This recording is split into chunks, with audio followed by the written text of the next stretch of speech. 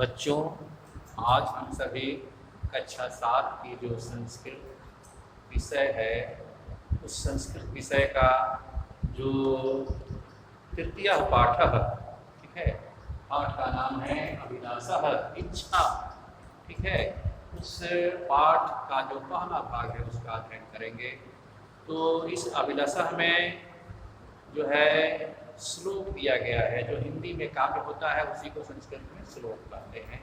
इसमें दिया गया है, इसमें बच्चे जो भावी पीढ़ी के कर्णधार होते हैं, कल के भविष्य होते हैं, वह ईश्वर से प्रार्थना करते हैं कुछ, ठीक है, अच्छा होने के लिए, इस समाज से, संसार से असमानता, गरीबी और जो बुराइयां हैं उसको, उनकी समाप्ति के लिए शुरू करते हैं। देखते हैं, देखिए, दयामय देव दिनेश दया दृष्टि है सदा देया, प्रतिज्ञा दीन रचया दयालु जातु नो हेया। हाँ, देखिए, दयामय देव, इसमें जो प्रभु है, ईश्वर है, ठीक है, जो दया के सागर हैं, ठीक है, ये कहा जाता है जिसका कोई सहारा नहीं होता है उसका जो है प्रभु है, ईश्वर सहारा होते हैं, इसीलिए उनको जो है दयामय कहा गया है, दया के सागर, करुणा के सागर। दिनेश सतय व्यक्ति के बहुवचन का रूप है। दिनेश मतलब गरीबों पर दया दृष्टि, गरीब जो होता है, कमजोर होता है, उस पर, जो संपन्न लोग होते हैं, जो शक्तिशाली लोग होते हैं, उनको उस पर दया करनी चाहिए। सदा देया, सदैव देय मने देना चाहिए। उसके बाद प्रतिज्ञा दीन रचया दयालु, बच्चे कहते हैं कि हे दयालु प्रभु, आपने ये प्रतिज्ञा किया है कि जो दीन है, गरीब हैं, परेशान हैं, दुखी हैं, उनकी रक्षा मैं करूंगा। तो उस रक्षा को पालन करने के लिए जो बालक हैं, समाज में जो गरीबी है, असमानता है, दुख की स्थिति है, उसको देख करके बच्चे संवेदनशील होते हैं और वह जो है किसी और से बात न कह करके ईश्वर से ही प्रार्थना समूह करते हैं कि हे प्रभु, आपने जो गरीबों की रक्षा करने का जो है जो प्रतिज्ञा किया है, संकल्प लिया है, जातु मने कदाचित, कभी भी, नो मने नहीं, या मने छोड़ना चाहिए, ठीक है। अब पूरे का हिंदी अर्थ देखिए, दयामय देव दिनेश दया दृष्टि सदा देया, प्रतिज्ञा दिन रचया दयालु जातु हेया। प्रस्तुत जो श्लोक है उसमें बच्चे ईश्वर से प्रार्थना करते हैं, जो समाज में तमाम तरह की विसंगतियां हैं, उन विसंगतियों में कोई जो है काफी संपन्न है, तो कोई काफी गरीब है, अभाव में जी रहा है।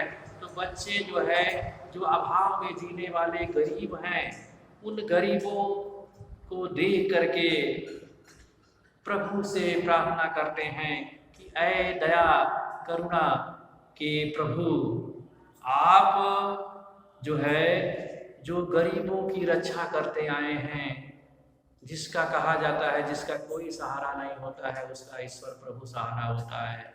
तो उसी बात को हम लोग जो है जानते हुए आपसे ये प्रार्थना करते हैं कि आप जो है गरीबों की रक्षा करते हैं, गरीबों पर दया करते हैं।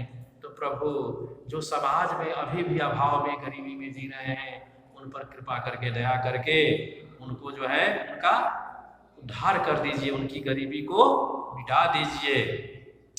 प्रतिज्ञा दिन रचया दयालु जातु हेया।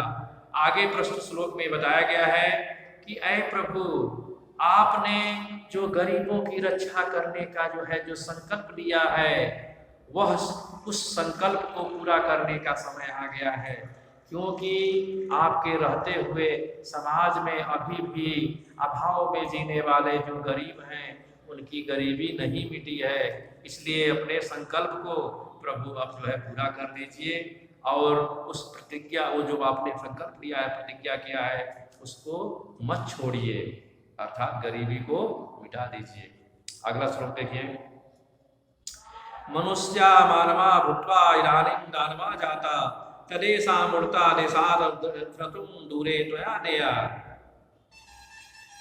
भूत्वा मने हो करके, इदानीं मने इस समय, जाता मने हो गया है, तद ऐसा, ठीक है, तद वह इस समय, उसकी इस समय, मूर्ता मने अज्ञानता, देशात मने देश से, पंचमी व्यक्ति के एक वचन का रूप है देश से, द्रतुम मने शीघ्रता से, दूरे मने दूर, बहुत दूर, त्वया, ठीक है, तुमको लिया मने ले जाना चाहिए।